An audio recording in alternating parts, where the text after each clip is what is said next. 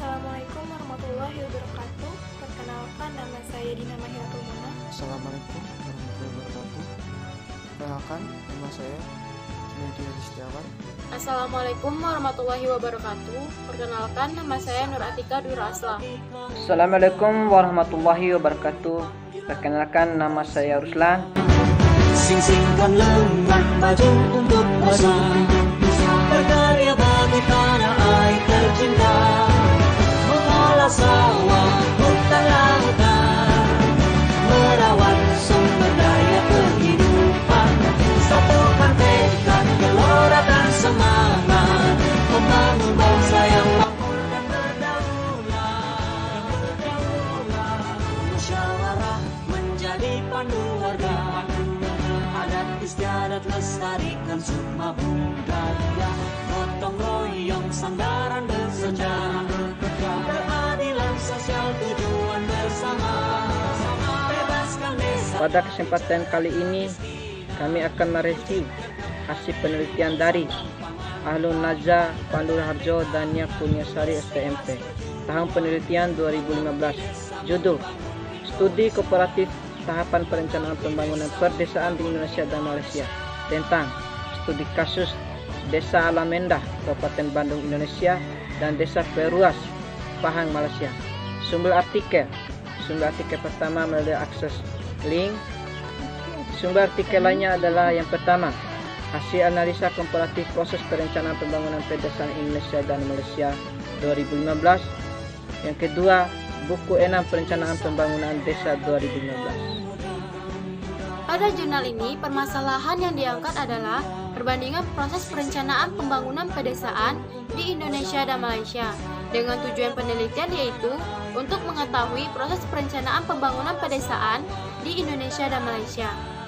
Konsep dan teori yang digunakan adalah analisis diawali dengan pengumpulan data yang akurat dan objektif, untuk kemudian dikategorisasikan ke dalam penyelenggaraan pemerintah pedesaan, perencanaan pedesaan, dan kebijakan-kebijakan pedesaan.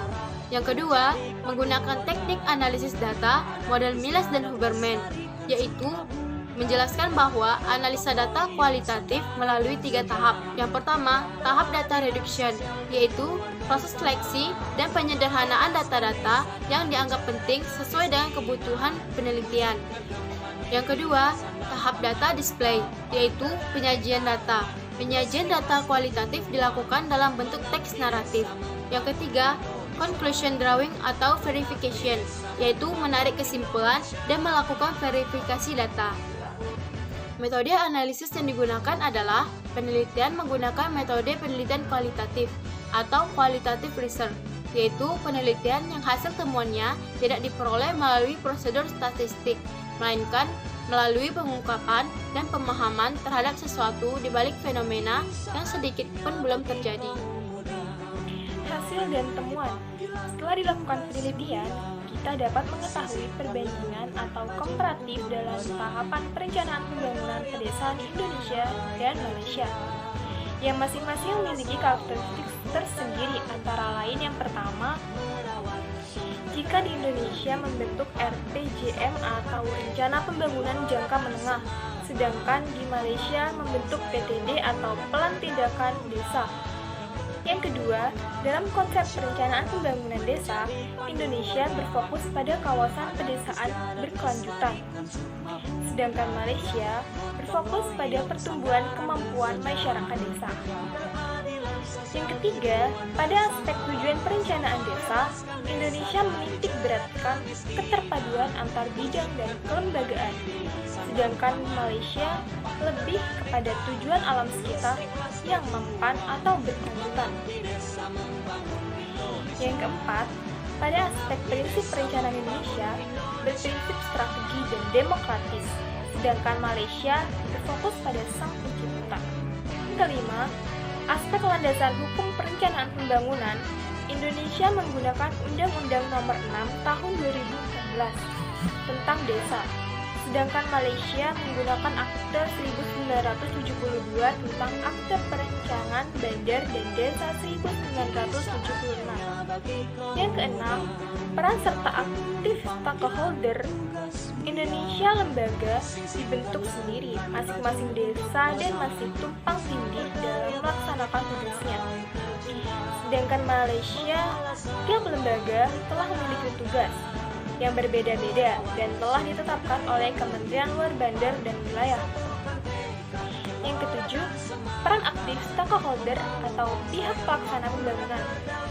Indonesia terdiri dari Pemda, BPD atau Badan Permusyawaratan Desa, pengurus RT atau RW, paguyuban, Pemda, DPRD, LPMD atau Lembaga Pemberdayaan Masyarakat, Desa, dan lainnya. Sedangkan di Malaysia terdiri dari pihak penguasa perancang tempatan, jawatan kuasa kemajuan dan keselamatan kampung persekutuan atau JKKKP. Kedelapan, sistem kelembagaan yang mengatur Indonesia dan 13 kementerian, yaitu Kemendagri, Kesehatan, Kementerian PU, Kementerian Pendidikan, Kementerian BPN, Kemenakertrans, Kementan, Kementerian Sosial, KPDT, ESDM, Kemenkominfo, Kementerian KUKM, dan Kemendak. Sedangkan Malaysia ada KKLW atau Kemajuan Luar Bandar dan Wilayah yang bekerja sama dengan JKKK atau Jawatan Kuasa Kemajuan dan Keselamatan Kampung. Perbedaan tahapan penyusunan RPJM Desa dan PTD. Yang pertama, penyusunan RPJM Indonesia meliputi pembentukan tim penyusunan RPJM Desa, penyelarasan arah kebijakan pembangunan kota atau kabupaten, pengkajian keadaan desa, analisa data dan pelaporan, penyusunan rencana pembangunan desa melalui musyawarah desa, penyusunan rancangan RPJM Desa, penyusunan rencana pembangunan desa melalui musyawarah perencanaan pembangunan desa, dan penetapan dan perubahan RPJM Desa. Yang kedua, penyusunan PTD Malaysia meliputi sistem bestari dan kenal pasti masalah dan potensi, rekomendasi pembangunan, visi dan tujuan pembangunan, rekomendasi pembangunan, manajemen pembangunan, dan pembangunan dan pemantauan. Kontribusi hasil penelitian terhadap perencanaan pembangunan wilayah dan alasannya. Tahapan perencanaan pembangunan perdesaan di Indonesia dan Malaysia pada dasarnya tidak jauh berbeda. Kedua negara masing-masing memiliki karakteristik dan ciri tersendiri dalam perumusan perencanaan pembangunan perdesaan di negaranya. Diharapkan mampu menjadi alternatif masukan bagi tahapan perencanaan pembangunan perdesaan yang sedang berlangsung di Indonesia dan masa yang akan datang. Untuk itu, di bawah ini disebutkan beberapa elemen yang dapat menggunakan hasil studi ini, yaitu 1. Kementerian Perdesaan, 2. Kementerian Badan Perencanaan Nasional, 3. Kementerian Dalam Negeri, 4. Pemerintah Provinsi atau Kabupaten, 5. Pemerintah Desa, 6. Program Studi Perencanaan Wilayah dan Kota yang diharapkan mampu meneruskan studi ini dan sebagai sebuah pendekatan alternatif di samping pengetahuan tentang tahapan perencanaan pembangunan perdesaan yang sudah ada sebelumnya. Alasannya dikarenakan tulisan ini hanya sebuah pengetahuan awal, maka perlu adanya studi yang lebih dalam mengenai kriteria apa saja yang akan diterapkan dalam tahapan ini dan penentuan sistem penilaian dalam prakteknya. Studi dan penelitian yang mendalam dalam hal ini sangat dibutuhkan demi terciptanya perencanaan pembangunan perdesaan yang mandiri dan berkelanjutan di Indonesia. Untuk itu, butuh studi lanjutan dalam masalah ini.